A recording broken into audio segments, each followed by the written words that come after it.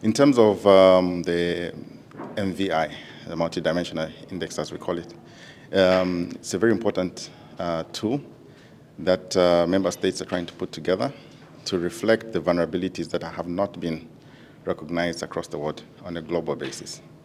We do recognize now that countries can be vulnerable to various shocks.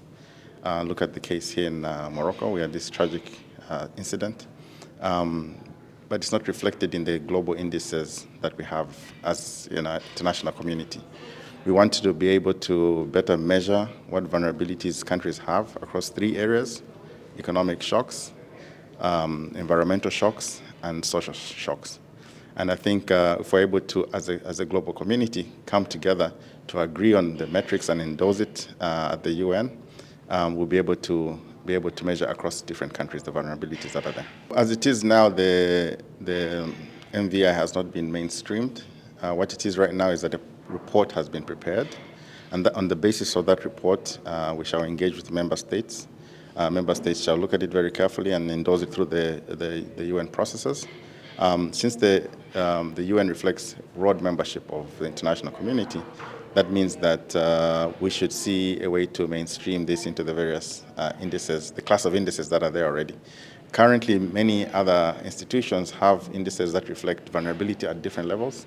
Some institutions right now have highlighted the issue of fragility, and they have an index for that, but it does not cover all countries. It only covers a pocket of countries that are deemed or disclassified to be falling into the fragility threshold. But this one is deemed to be across all countries. In terms of how it's relevant for African countries, we like to think of it even at a household level, the way we manage risk at a household level. At the household level, you are faced with several risks. One of them, what happens if I see a shock to my income? I'm running a business to affect my household. That's an economic shock. What happens if there's an environmental impact? There's a flood in my neighborhood. That impacts my household. What happens if there's a social event? There's a health crisis that I face in my household. All that has an impact. And as a household, we usually look at those risks and either we find insurance, or at least you're able to measure it, or if you're able to measure the shock that you're expecting at a household level, you'd be able to set aside the resources that you need to respond to that shock. So it's an issue of, at a country level now, the question is, what can countries do to improve their resilience against shocks? It's hard to respond to something that you can't measure.